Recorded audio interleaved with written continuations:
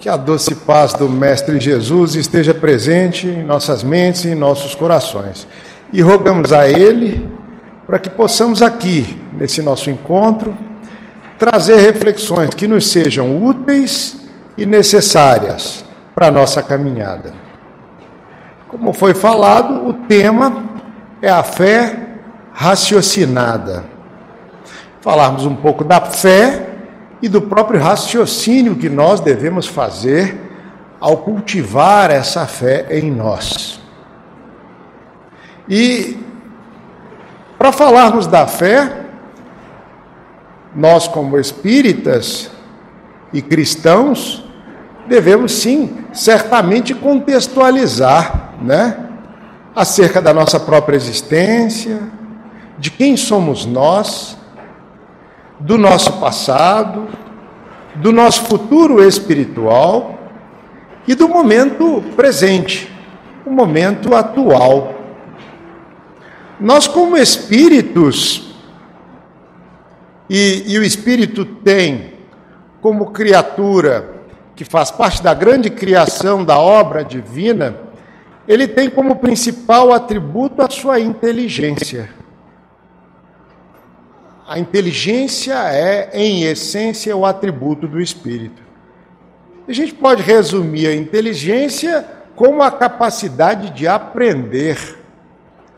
Nós, espíritos, somos dotados de inteligência, fomos criados de forma simples e ignorante, e aí a palavra ignorância diz respeito ao desconhecimento, acerca de muitas questões. E, na nossa trajetória de evolução, nós devemos simplesmente desenvolver a inteligência, como uma das asas da evolução do espírito. A inteligência, o intelecto, buscar o conhecimento, o saber. E numa outra asa temos os sentimentos que cultivamos em nós. E o trabalho de evolução do espírito, no que se referem aos sentimentos, é exatamente a ideia da depuração dos sentimentos. E vamos depurando os sentimentos, aprimorando os sentimentos, até aprendermos propriamente a cultivar em nós o sentimento mais puro que do espírito pode emanar, que é o sentimento de amor. Então, de um lado, a sabedoria, o conhecimento, o desenvolvimento da inteligência, e do outro lado, o sentimento mais puro, o amor. O amor que há como sentimento mais puro e mais nobre que emana do espírito, servir propriamente de alimento para o próprio espírito. O melhor alimento que podemos lançar mão para nutrir em essência as nossas verdadeiras necessidades é o amor. É o amor. Mas quando falamos do amor, a gente se equivoca muito no sentido que essa palavra tem no nosso dia a dia, Porque o amor que normalmente temos em vista ao longo da nossa vida é um amor muito mais voltado para a satisfação das minhas necessidades. E eu vou me mostrar capaz de amar o meu próximo de forma condicional, só se ele me amar. Se ele não me amar, eu não consigo. Isso vale para o amor na relação conjugal, na relação de afeto, homem e mulher. Colocamos nós lá essa condição, não é verdade? Isso vale para o amor daqueles que me amam, e eu sinto sim a necessidade de retribuir. Mas isso, em geral, na nossa lógica cotidiana, na nossa lógica do dia a dia, não vale para aqueles que não nos compreendem. Isso não vale para aqueles que nos colocam à prova.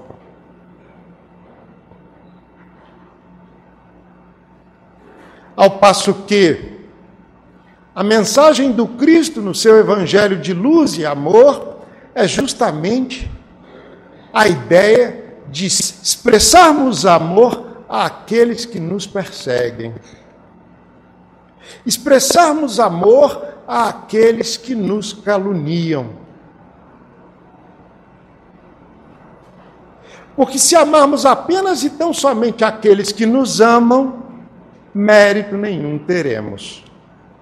E por falar em amor como a mensagem do Cristo para toda a humanidade, coletivamente considerando, e como mensagem do Cristo individualmente a cada um de nós, esse é o verdadeiro propósito da nossa vinda à Terra, de encarnação após encarnação. Aqui nos encontramos, meus irmãos, para aprendermos a amar. Aqui nos encontramos para aprendermos a amar sem medida, sem condições, sem exigências, sem esperar retribuição. É por isso que nós estamos aqui. É exatamente por isso que nós estamos aqui. E falarmos da fé, falarmos do amor, e o amor, quando associamos ao sentimento que realmente buscamos na relação com o outro, queremos sempre a atenção devida, queremos sempre a consideração, e nem sempre observamos o que propriamente doamos de nós mesmos.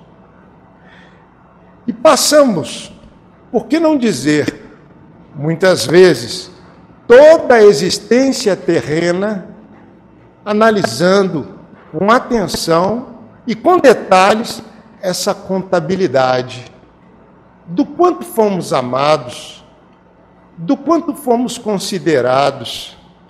Ao passo que quando nós retornamos ao plano espiritual, no momento do despertar das nossas consciências, já no plano espiritual, o que a nossa consciência há de nos questionar é no quanto fomos capazes de amar.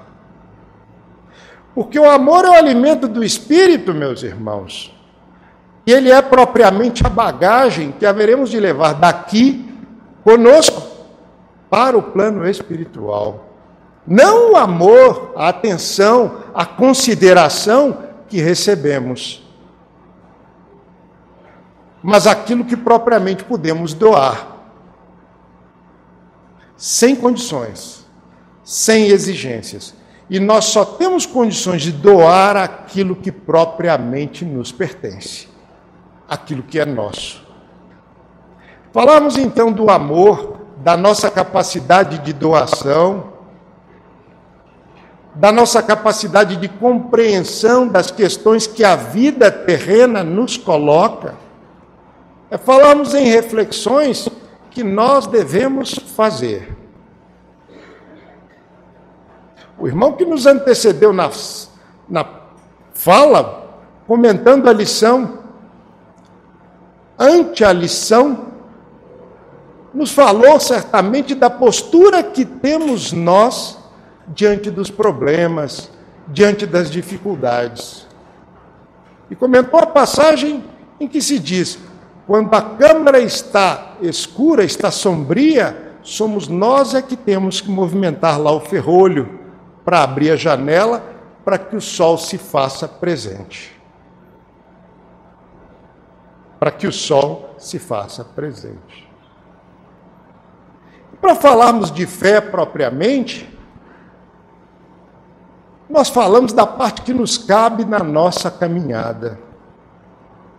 E sabemos que as dores, as dificuldades, as vicissitudes, elas estão por toda parte no nosso planeta. E a gente pode até observar, a vida do outro, a vida do próximo. E algumas pessoas a vida parece apenas realmente que só sorri, e tudo sorri. Mas as dificuldades são indistintamente para todos nós. E por que nós podemos afirmar isso? Porque somos espíritos ligados por nossa própria condição vibratória e evolutiva a um plano de expiação e provas.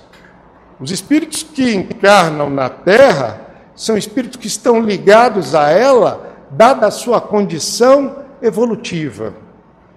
E são espíritos que precisam passar por expiações e provações. A expiação entendida como o mal que eu sofro hoje, em razão do mal que eu pratiquei no passado.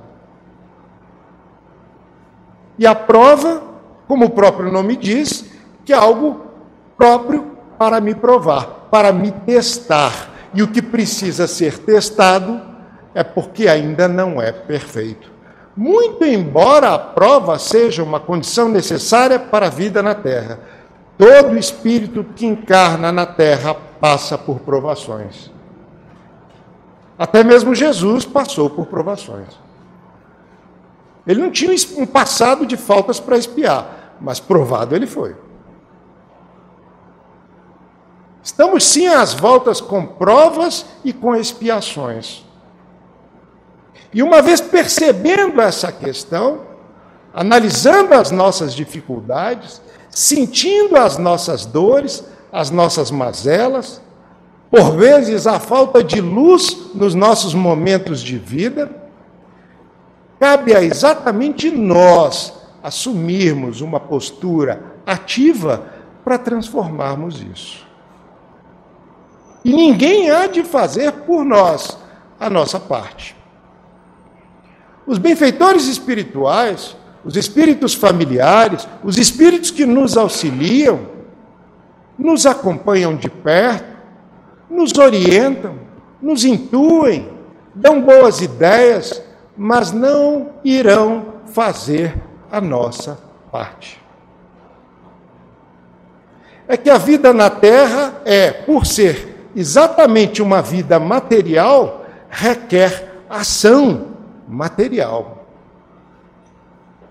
Falávamos anteriormente que nós, como espíritos, temos o atributo da inteligência e que ao longo da nossa senda evolutiva, essa inteligência precisa ser desenvolvida. E essa inteligência há que ser desenvolvida através do trabalho. O trabalho que realizamos na matéria propicia o desenvolvimento da nossa inteligência. E falarmos do trabalho é falarmos propriamente do que a fé requer. Por que eu digo a fé?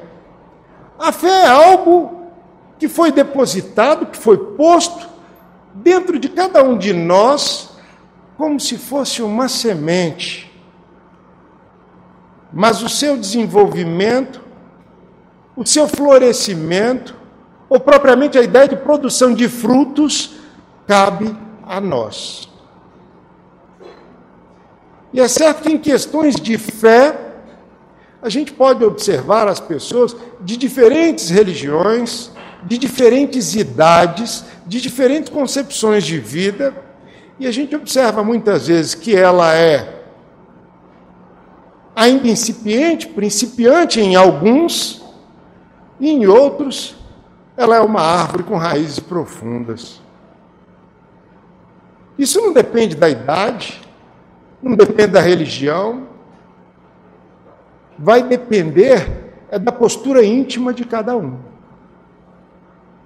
E o que seria propriamente a fé? Quando falamos da fé, falamos do sentimento inato que temos e que devemos, sim, com certeza, desenvolver na crença de valores espirituais.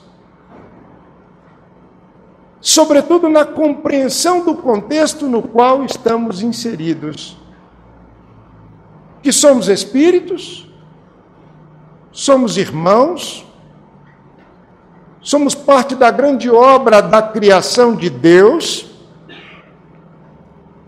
temos um passado comum de faltas em função do nosso estado de ignorância acerca do conhecimento da lei de Deus, temos um futuro comum, um futuro que é feliz, um futuro que é ditoso.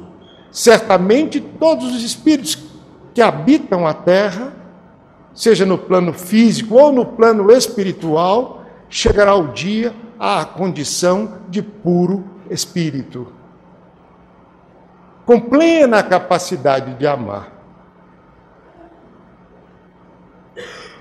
No dia em que isso ocorrer, muito provavelmente a Terra como planeta não vai mais existir. Ela já vai ter cumprido a sua missão. Vai levar tempo? Vai, com certeza. Um tempo que nós, na nossa mente, não conseguimos propriamente perceber. E vivemos a nossa vida terrena, que passa de forma breve, e nos dias de hoje passa de forma mais breve ainda, não é verdade? Vivemos uma vida em que tudo é instantâneo, tudo é imediato. A maioria das pessoas aqui se lembra do tempo em que se escrevia uma carta, em que se dava um telefonema. O que tinha de mais rápido era um telegrama ou um fax. Isso tudo já é coisa do passado. A comunicação é instantânea, é imediata no tempo de hoje.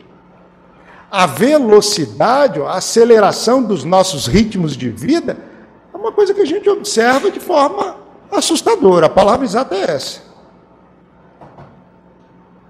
E com isso a nossa própria vida terrena passa mais rápido, porque a percepção do tempo muda. Emmanuel nos fala que uma encarnação equivale a um dia de trabalho na vida do espírito.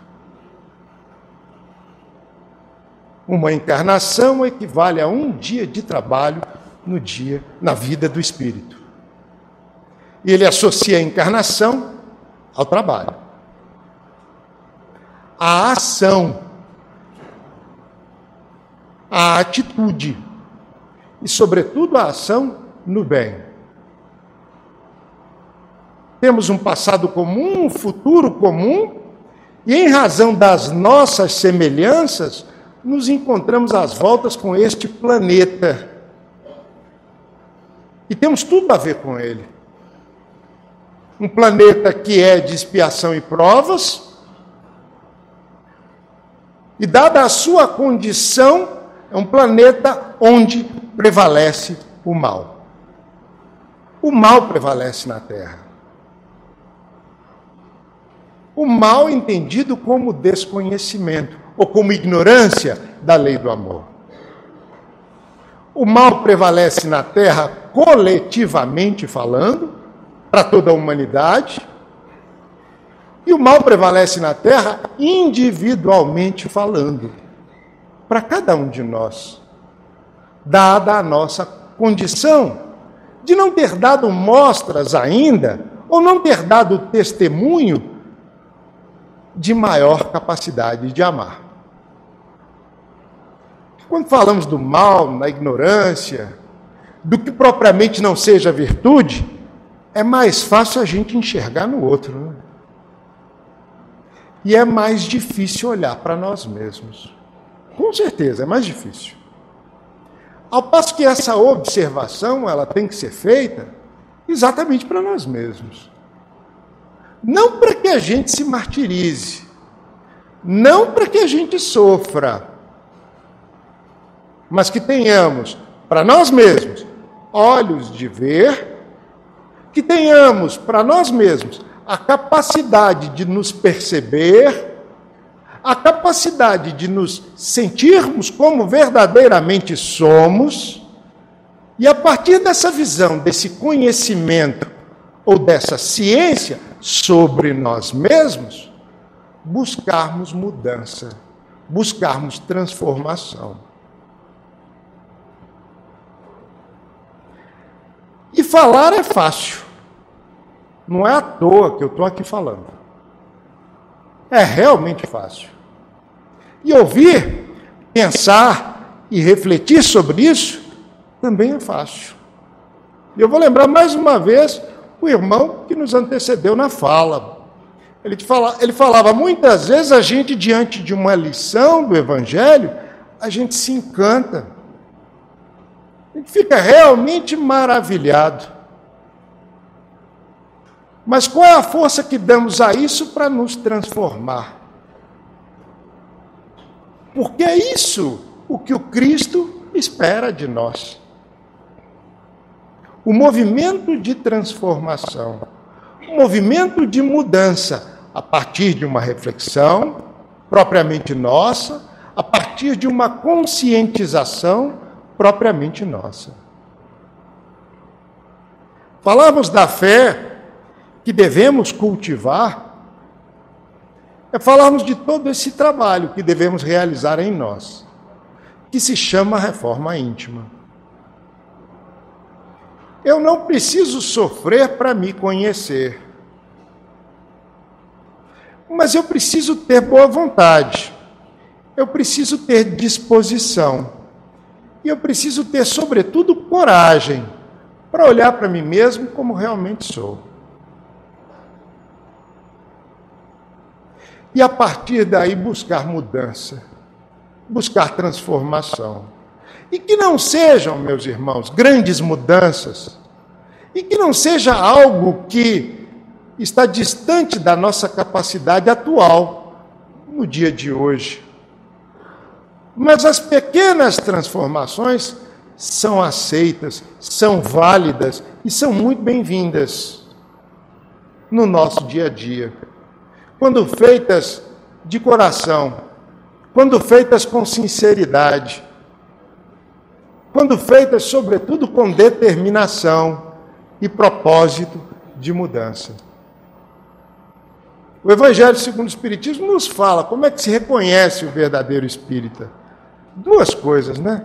Pela transformação moral, tem que haver transformação para ser espírita, e pelos esforços que emprega para domar as suas más inclinações, as suas más tendências. Tem que ter uma transformação e tem que haver esforço para domar as suas más inclinações.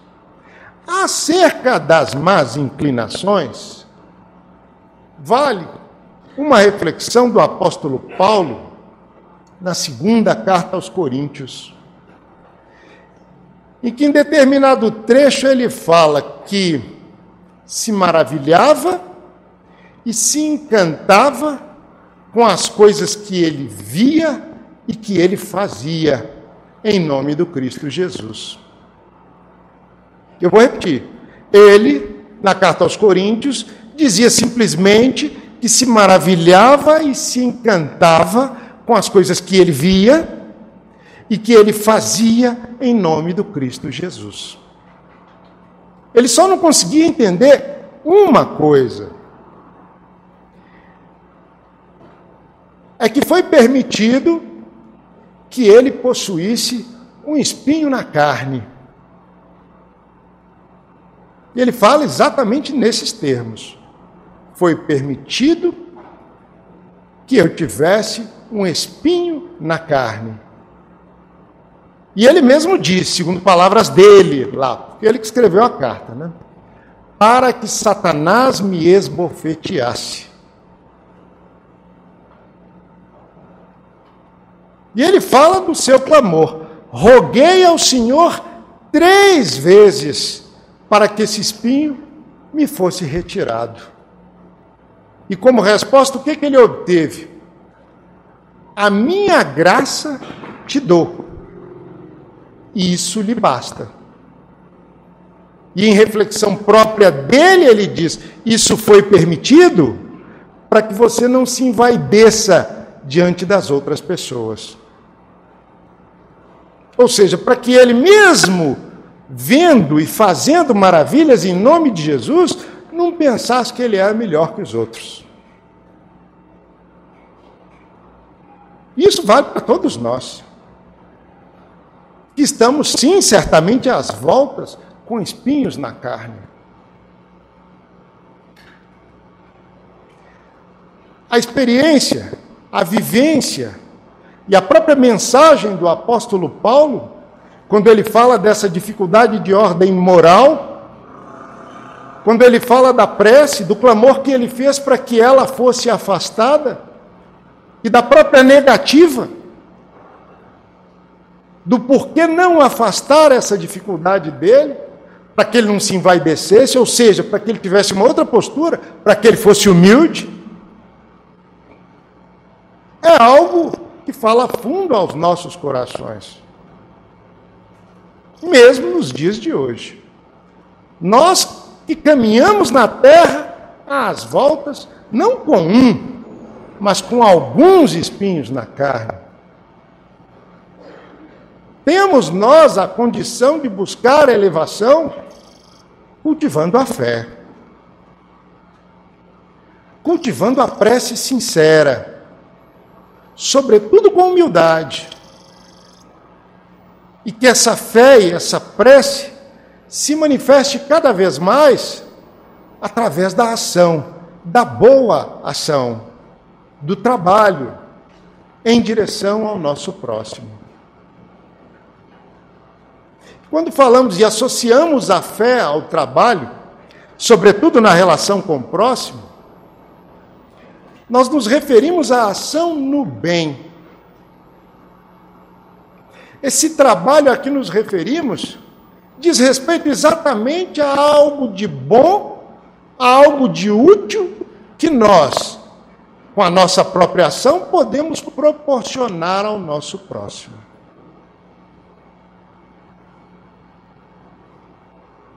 Realizar o trabalho não é propriamente ser apenas e tão somente caridoso, mas realizar algo de útil ao nosso semelhante. Com a questão do Livro dos Espíritos, Kardec pergunta aos espíritos se existe alguém na Terra que não tem condições de praticar o bem. E o que os espíritos respondem? Somente o egoísta não tem condição de praticar o bem.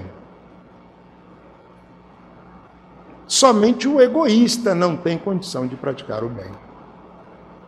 Quando falamos na fé e, sobretudo, na necessidade de obras, estamos associando, então, ao sentimento que temos, cultivamos na postura e na relação com o outro, com o próximo, e no bem e na utilidade que nós podemos gerar para ele. Que não sejamos egoístas, meus irmãos. Que não sejamos egoístas. Porque quanto mais egoístas formos, maior será o sofrimento em nossas vidas. Maior será o sofrimento em nossas vidas. E aí o sofrimento entendido como um alerta,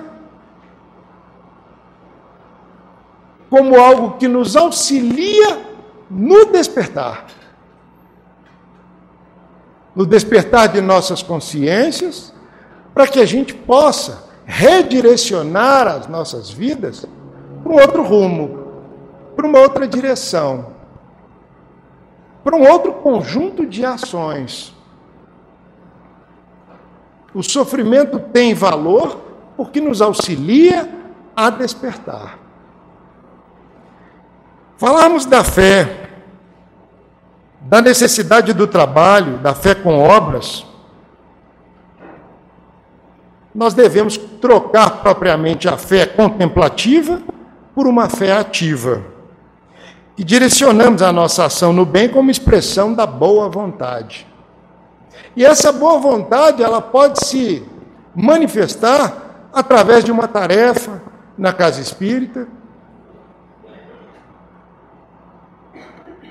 conforme as minhas possibilidades, conforme o meu tempo, eu vou doar de mim mesmo algo que posso doar e dedicar em razão do meu próximo. Uma ação voluntária, numa creche, num asilo, num hospital, conforme o nosso interesse, a nossa aptidão, qualquer atividade que seja propriamente algo de bom, que gere utilidade e que seja expressão do bem para o nosso próximo. Quando falamos do trabalho, Emmanuel nos fala no livro Pensamento e Vida que a lei do trabalho é roteiro da justa emancipação. Sem ela, o mundo mental dorme estanque. Emmanuel associa o trabalho ao nosso próprio mundo mental. Nesse mesmo livro, mais adiante, ele fala que no nosso campo mental, quem governa é a nossa vontade. No nosso campo mental, quem governa é a nossa vontade. E no livro dos Espíritos, acerca da vontade, os Espíritos nos falam que nós temos sim a condição de, com esforço próprio, a questão 909, em que Kardec pergunta se poderia sempre o homem, pelos seus esforços, vencer as suas más inclinações. É o que Kardec pergunta aos espíritos. E os espíritos respondem, sim, e frequentemente fazendo esforços muito insignificantes. O que lhe falta é a vontade. Quão poucos dentre vós fazem esforços. E são os espíritos falando da nossa conduta como espíritos encarnados. Quão poucos são aqueles dentre nós que fazemos esforços para a nossa própria melhora, para a nossa própria evolução. Passamos boa parte do tempo ou boa parte da vida, por que não dizer atordoados, adormecidos para os valores espirituais.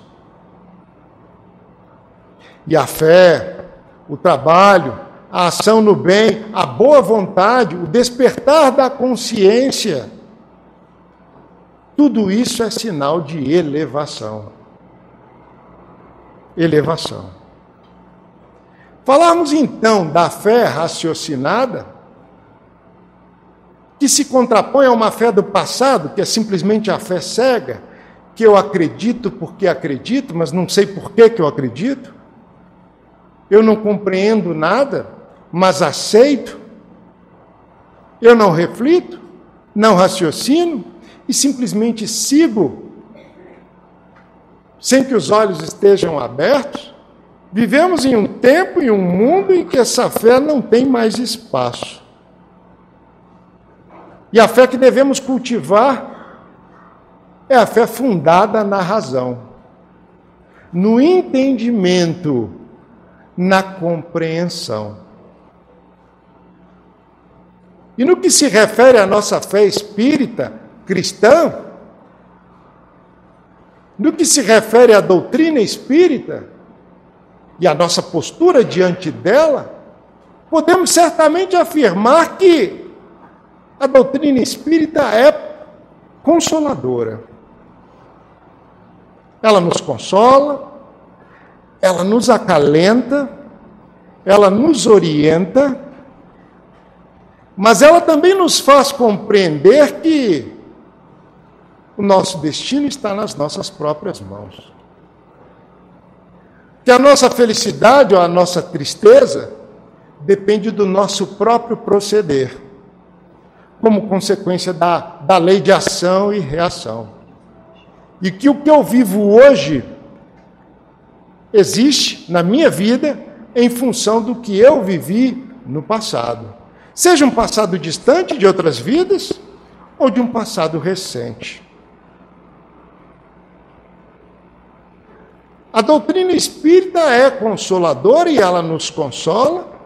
A espiritualidade benfeitora nos consola e acalenta no corpo físico, como aqui presentes, nesse nosso encontro, no corpo espiritual e no corpo mental. Mas cabe a cada um de nós traçar o nosso próprio destino. Ele está nas nossas mãos. A ideia da fé raciocinada não nos coloca como sujeitos passivos diante de Deus e das leis que Ele próprio criou, às quais estamos sujeitos, e que rege todo o universo. E eu falo da ação e reação, Eu falo da edificação do reino de Deus no íntimo do nosso ser, que é tarefa individual. Vivemos em coletividade, vivemos em sociedade, vivemos a vida de relação, mas nós não poderemos evoluir se nos isolarmos. Ninguém é uma ilha. Ninguém pode viver como uma ilha isolado de todos. E se acontecer de viver, vai perder oportunidades de aprendizado. Essa convivência com o outro que nos proporciona o constante aparar de arestas. O constante aparar de arestas. Falarmos da fé raciocinada, sobretudo a nossa fé espírita cristã, é falarmos do quanto nós devemos assumir nisso aí.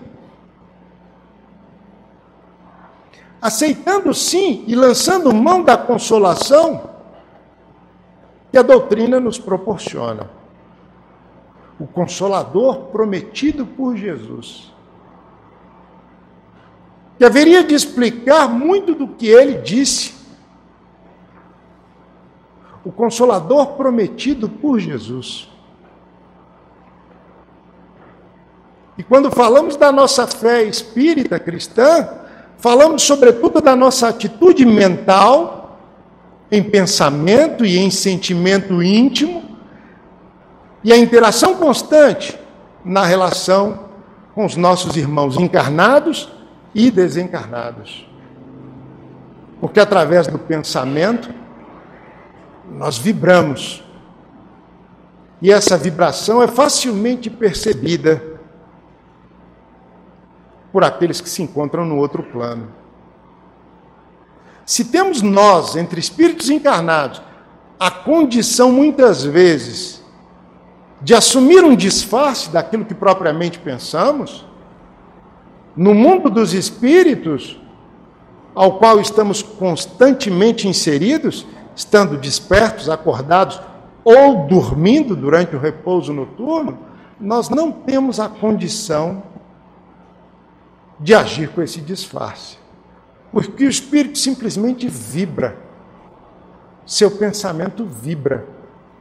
E ele tem uma forma muito própria. Então não devemos nós, meus irmãos, nos nossos momentos de dor, nos nossos momentos de oração, nos colocarmos diante do mais alto como vítimas. Porque vítimas não somos. E se compreendermos que Deus, o nosso Pai, é justo e soberanamente bom, se Ele permite que passemos por determinada dificuldade, é porque precisamos dela para algum aprendizado. É preciso compreender isso, sobretudo com humildade. E eu não me coloco diante de Deus em oração como vítima. E eu não me coloco diante da vida como uma folha seca que para onde o vento bate, ela vai. Eu tenho que retomar para mim mesmo a consciência da minha condição de espírito. E buscar desenvolver todos os atributos que eu preciso desenvolver em mim. A natureza não dá saltos. Nós não vamos conseguir, propriamente, e falamos do momento ou do estágio de puro espírito, que haveremos de chegar um dia. Nós não vamos conseguir essa purificação de um momento para o outro. Mas a partir dessa consciência, é preciso buscar. É preciso buscar. Daí o porquê a consolação da doutrina espírita é um amor que se apresenta diante de nós, mas que, sobretudo, nos cobra uma postura. Nos cobra uma atitude. Não a doutrina em si, mas a nossa própria consciência. Porque a doutrina não nos cobra nada. A nossa própria consciência. E onde é que está escrita a lei de Deus? Ela está na nossa consciência. E tudo que eu preciso para o meu progresso e para a minha evolução, muito embora ele se dê na relação com o outro, vivendo em coletividade, eu tenho dentro de mim mesmo. E eu preciso despertar esses valores e revelá-los ao meu semelhante, na vida com ele. Nós precisamos, meus irmãos, despertar o Cristo interno que há dentro de cada um de nós. Quando falamos em fé raciocinada, fé que se expressa com obras, com trabalho, com boas ações. E revelar propriamente esse Cristo aos nossos semelhantes. Passagens do Evangelho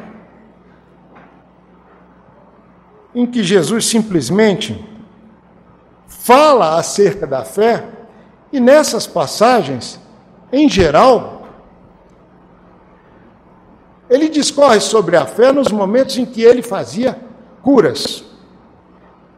Então nós vamos encontrar a situação da mulher que sofria de hemorragias há 12 anos. Está lá registrado em Mateus, capítulo 9, versículo 22, em que Mateus registra: e Jesus, voltando-se e vendo-a, disse: tem ânimo, filha, a tua fé te salvou. E imediatamente a mulher ficou sã. E ela conseguiu isso simplesmente tocando no manto dele. E ela disse que sabia que se pudesse tocá-lo, ela ficaria curada. A passagem seguinte, do cego de Jericó, o cego se põe diante dele e Jesus diz a ele simplesmente, ela é registrada por Marcos no capítulo 10, versículo 52. Que queres que eu faça? O cego respondeu: mestre, que eu veja. E Jesus disse-lhe: vê, a tua fé te salvou. Numa outra passagem, a mulher pecadora na casa do fariseu, ela havia lavado os pés de Jesus com óleo, aliás, com lágrimas, e enxugou os pés dele com os cabelos. Ela beijou os pés do Cristo e os ungiu com perfume. E ele disse à mulher: a tua fé te salvou, vai em paz. Na passagem dos 10 leprosos que ele cura, ele simplesmente cura e falou para que eles se apresentassem aos sacerdotes. E os 10 vão. Até que no meio do caminho eles percebem que estão curados. Um deles retorna. E aí ele questiona: mas não foram 10 os que eu curei? Também há menção acerca da fé. Esse um retornou e agradeceu. Era um samaritano, um estrangeiro. Essas passagens, o Cristo faz curas e associa a própria cura à fé. Isso nos dá uma ideia ou uma noção do que seria propriamente a fé na nossa trajetória de vida como espíritos encarnados. Não é difícil concluir que, em termos espirituais, ainda ostentamos a condição de enfermos. E as nossas enfermidades espirituais, elas vão diminuindo à medida que cultivarmos propriamente a fé. A fé se mostra como caminho de salvação, ou por que não dizer, de redenção do espírito, para que ele possa depurar das suas próprias mazelas. A fé é caminho de oração e de ação, e que nos levará certamente à nossa própria salvação espiritual. E é um caminho individual que nós temos que trilhar, temos que palmilhar. Não temos condição de transferir fé para ninguém, não temos condições de ensinar o outro a ter fé, sim, através do exemplo, através da palavra, mas o esforço é individual. O esforço é individual. Falamos da fé, sobretudo da fé raciocinada, é algo propriamente que devemos cultivar em nossas vidas. A Epístola de Tiago, no capítulo 2, versículos 14 a 18, ele faz uma reflexão interessante sobre a fé. Meus irmãos, se alguém disser que tem fé, mas não tem obras, que lhe aproveitará isso? Acaso a fé poderá salvá-lo? Se um irmão ou uma irmã não tiverem o que vestir e lhes faltar o necessário para a subsistência a cada dia, e alguém dentre vós lhes disser, ide em paz, aquecei-vos e saciai-vos, e não lhes der o necessário para a sua manutenção, que proveito haverá nisto? Aí ele fala, assim também a fé, se não tiver obras, está completamente morta. A fé sem obras é morta. E aí vai exigir propriamente a coerência daquilo que cremos, daquilo que acreditamos e aquilo que fazemos.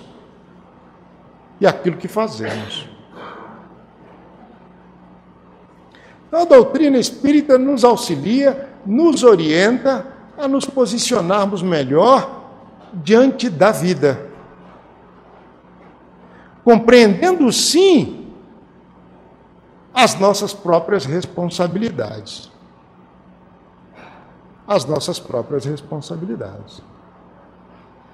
E o alento que recebemos aqui é verdadeiramente maravilhoso. Mas ele não tem um fim em si mesmo. É preciso que nós, cada um de nós, tenha a condição de recebermos, sim, na casa espírita, na casa de oração, o recurso do mais alto, e encontrarmos meios em nossas vidas de compartilhar esses recursos. Esse nosso encontro aqui hoje, ele nos faz bem em vários aspectos que já podemos falar. Mas é preciso que nós, ao longo do nosso dia a dia, ao longo das nossas rotinas de vida, tenhamos condições de reproduzir momentos como esses, de proporcionar àqueles que caminham conosco reflexões como essas, seja através da palavra, que é boa, ela convence, mas sobretudo através da ação, do exemplo que podemos dar. E não pensemos nós que não somos observados pelas pessoas à nossa volta. Somos sim. E o nosso proceder tem muito mais força do que a nossa palavra. O nosso proceder, a nossa conduta, ela é muito mais forte do que a nossa palavra. E é bom que pensemos nisso. É bom que sejamos, sim, na casa espírita, em reuniões como essa, em reuniões públicas como essa, dignos de receber o recurso do mais alto. E que sejamos também dignos de compartilhar esses mesmos recursos com aqueles que caminham conosco, nos nossos lares, no nosso trabalho, no nosso círculo de pessoas de convívio no dia a dia, nossas amizades. Essa é a nossa responsabilidade. Isso é propriamente uma obra que cabe a cada um de nós realizar. Aprender a receber o recurso do mais alto, processá-lo, transformá-lo e repassá-lo adiante. Para que sejamos, sim, vasos dignos de boas energias, bons fluidos, bons sentimentos e bons pensamentos para o nosso próximo. E é preciso que nos habilitemos a isso. Aí sim estaremos dando um passo adiante nas obras que a fé requer. Falarmos da fé com obras, ou a fé raciocinada, falarmos a frase que se encontra no Evangelho segundo o Espiritismo, fé inabalável só o é a que pode encarar frente a frente a razão em todas as épocas da humanidade. É a fé do que eu creio, porque compreendo, e não propriamente porque aceito. A obra que emana de mim, como expressão do meu desejo sincero de realizar algo de bom para o meu semelhante. E aquilo que doarmos, vamos receber, porque isso é da lei. Isso é da lei. E se estivermos adormecidos, se estivermos inconscientes, vamos doar e expressar ignorância, desconhecimento da lei. Vamos expressar vícios e não virtudes. E o nosso trabalho de transformação íntima consiste na transformação dos vícios em virtudes. É um trabalho de depuração constante, íntimo, interior, e que cabe a cada um de nós. É exemplo do apóstolo Paulo, que mesmo com toda a sua condição espiritual, Emmanuel nos fala, que em dado momento ele foi o quê? O médium do próprio Cristo, o intermediário do Cristo na terra, era alguém que vivia com espinho na carne. A exemplo do apóstolo Paulo, aprendamos nós, meus irmãos, a conviver com os nossos espinhos e buscar a elevação com a fé e, sobretudo, com as boas obras. Eu gostaria de agradecer a atenção, desejar muita paz, muita alegria a todos, mas fazer também um pedido, que essas nossas reflexões desta noite possam proporcionar no nosso dia a dia, na nossa própria vida, uma boa ação, uma boa atitude. Que não fiquemos apenas e tão somente no pensamento, mas que isso se transforme de nós mesmos em direção ao nosso próximo. Uma boa noite.